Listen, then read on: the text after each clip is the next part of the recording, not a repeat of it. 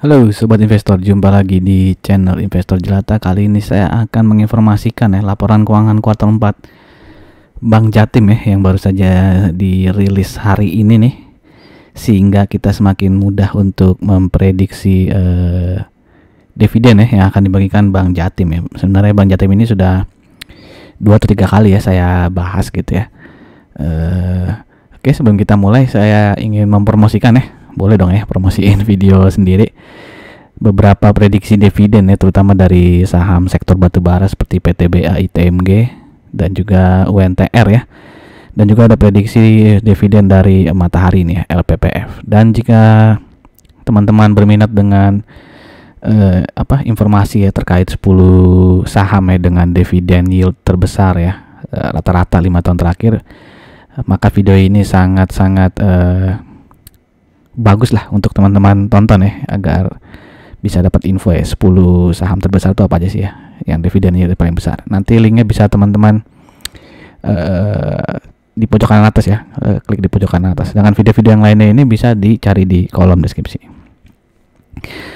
Oke, 2 minggu yang lalu kalau nggak salah saya sudah buat video ini tentang waktu itu Bank Jatim menginfokan akan segera menggelar EUPS. Nggak segera sih bulan Februari sih cuma dia udah ngasih tahu sejak Januari nih bahwa bulan depan Februari akan ada EUPS. Nah berarti biasanya setelah EUPS tuh, bukan setelah, ketika EUPS pasti akan dibahas tentang penggunaan profit di tahun 2023 tuh mau diapain mau dikasih dividen berapa gitu atau nggak ada dividen gitu Nah video ini silakan teman-teman tonton juga jika emang berminat.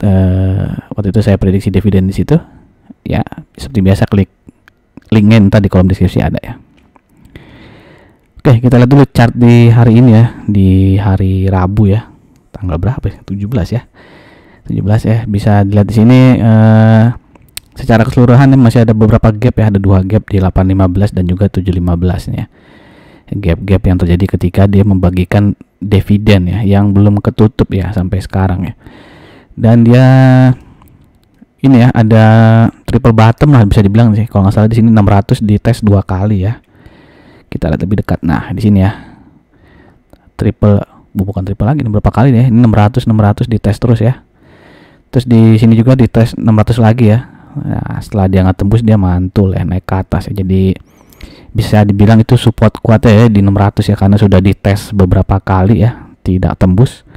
Dan sekarang dia secara short term dia bisa dibilang sedang uptrend Bisa dilihat sini yang garis merah itu EMA 20-nya sudah berpotongan dengan EMA yang warna ungu nih EMA berapa? 100 Dan dia juga sudah closing di atas EMA 200 yang warna hitam Dan dia siap-siap untuk menembus resisten berikutnya di 670 Oke, tapi ini di 665 belum tembus jadi beberapa kali nyentuh 665 tapi turun lagi gitu Intinya hari ini ditutup di harga Rp660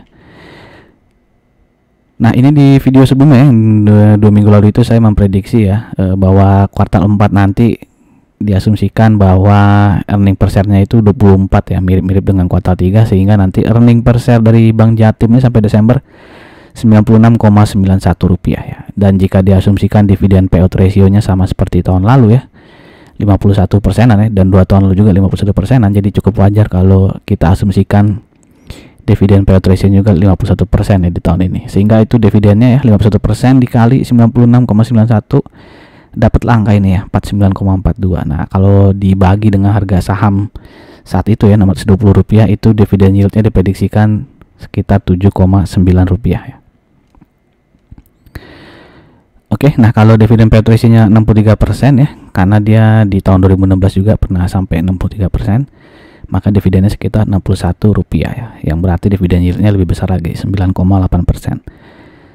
Nah, hari ini dia merilis laporan keuangannya di mana sampai akhir Desember tahun ini itu pendapatannya naik 6,9 rupiah 6,9 rupiah 6,9% dan beban bunga dan syariahnya naik cukup banyak 17%, sehingga pendapatan bunganya itu adalah totalnya naik 2,52%. Nah, singkat ceritanya laba bersihnya dibandingkan tahun lalu itu turun dikit ya, 4,67%-an, dengan earning per share sampai Desember itu 97,91 ya. Tadi kan kalau saya prediksinya itu ini ya 96,91 ya. Jadi ada selisih berapa tuh? Rp1 dong ya, Rp1 dong selisihnya dengan prediksi ya. Oke, nah berarti kan ini prediksi yang saya ya, dimana itu earning per share sampai Desember tuh 96,91. Nah kenyataannya kan 97,91 ya, alias kuartal 4-nya itu adalah Rp27 ya. Jadi kalau kita dividen payout ratio-nya sama ya 51%, maka dividennya sekitar 49,93 ya. Dan dengan harga penutupan di Rabu ini yang Rp660, berarti dividen yield-nya masih kepala 7 ya, 7,5% gitu ya. Oke.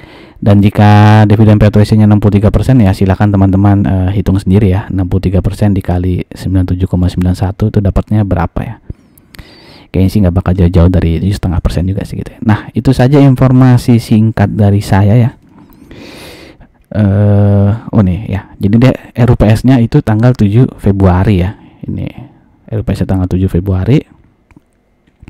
Nah, kalau tahun lalu ya, dia kan RUPS-nya 12 April ya. Lalu dia kumdet dividennya itu tanggal 2 Mei. Jadi sekitar ada selisih 21 hari ya sejak RUPS ke tanggal kumdetnya gitu. Nah, kalau kita aplikasikan ke tanggal 7 Februari ini ya, berarti kan 21 harinya itu kira-kira di tanggal 28 Februari ya, atau tanggal 29 ya. Kan tahun ini tahun kabisat ya. Jadi kira-kira kalau RUPS jadi 7 Februari mungkin kumdet dividennya itu di tanggal 28 Februari ataupun 29 Februari. Jadi masih banyak waktu untuk teman-teman berpikir ya. Nggak banyak juga sih ya, karena jangan beli sahamnya di dekat-dekat tanggal kumdet ya, karena biasanya harga sahamnya udah naik gitu. Jadi ya dipikirkanlah hari ini gitu ya, biar besok bisa memutuskan ya beli atau nonton aja gitu ya. Nah, itu saja informasi dari saya. Silahkan tuliskan pendapat teman-teman ya, apakah masih layak BJTM ini dibeli ya, atau ditonton aja gitu ya. Silahkan tuliskan di kolom komen. Terima kasih, sampai jumpa lagi di video-video berikutnya. Salam jelata.